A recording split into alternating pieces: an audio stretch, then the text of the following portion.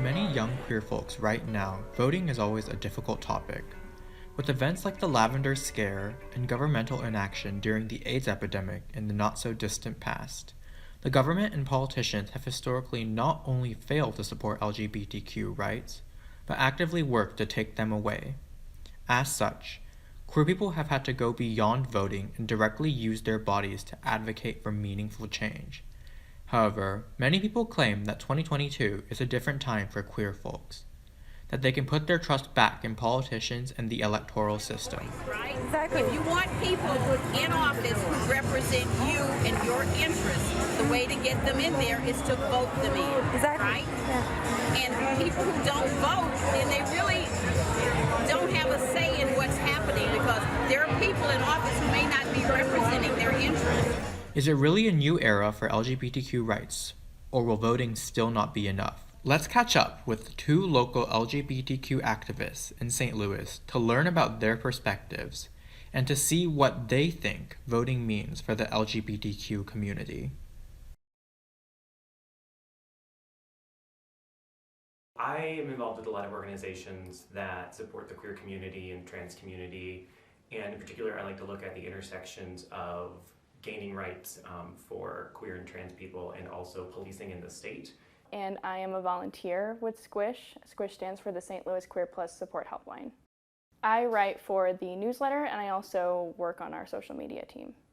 I think that there is honestly still a lot of stigma surrounding supporting the queer community with politicians and changing rhetoric, changing the words that we use, and supporting candidates who do support the queer community and who aren't afraid to do so is one of the more important things on a local level, I think. Especially in the state that we're in, it is kind of taboo to talk about queer and trans rights as far as like body autonomy or support systems.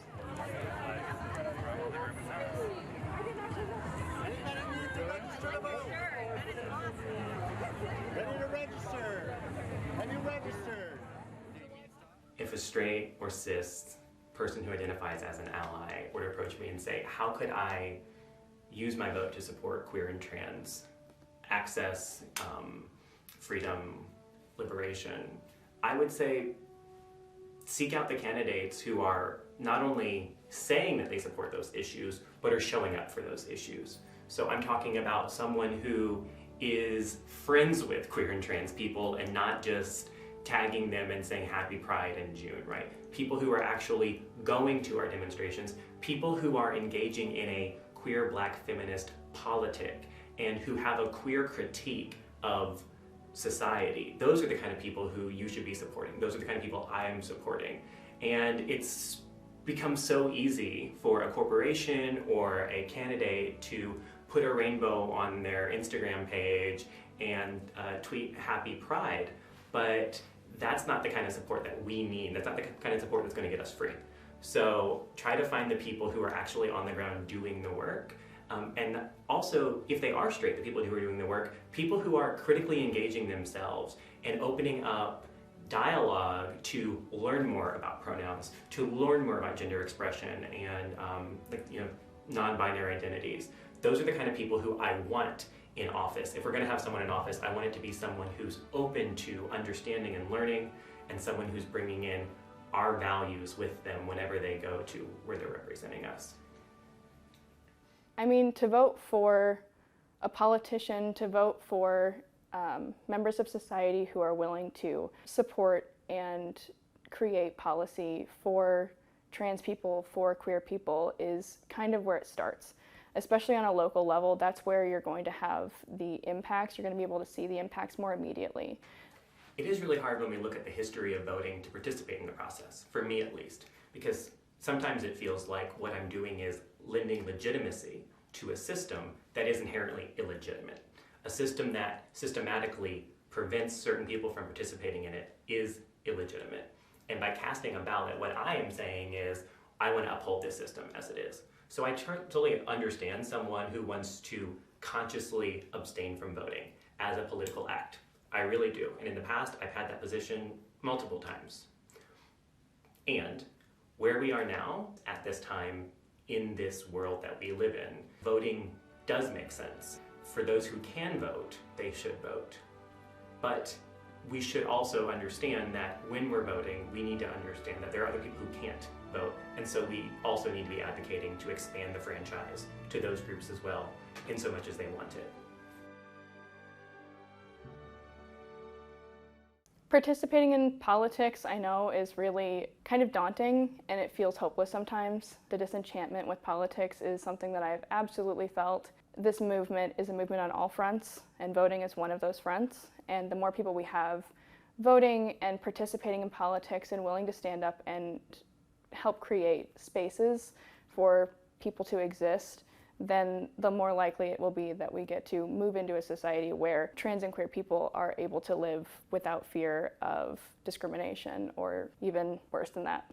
So I understand when we look at the whole system, it is both daunting and broken. But there are these rays of hope that I see and names that appear on ballots that make it worthwhile for me to go out, make it worthwhile for me to do text banking or knock on doors for those candidates, because I see them as the change that's going to get us into a place where we have an actual representative society. I do think that for people who somewhat buy into the concept of harm reduction, voting should be phrased that way. It shouldn't be seen as a panacea or the solution to all of our problems. Voting is one small tool in this huge toolbox that we have. I see the engagement that we can build through electoral politics as helpful in building our community and our relationships, but it's not a solution in and of itself.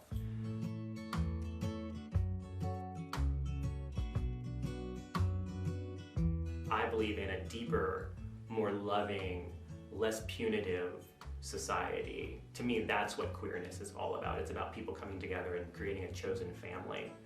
We don't find that in our government. We find it outside of our government. We need to do that deeper work, which is relationship building in our communities, understanding people's issues, yelling at the politicians when they've lied to us or stolen from us. Those are the things that I think are harder. And because they're harder, people don't talk about it as much. And because they're more controversial, they don't get funding to tell people that they're good. So they have, a perception problem. But I think that those things are the kind of things that actually will structurally change our community in a way that I think could be much for the better.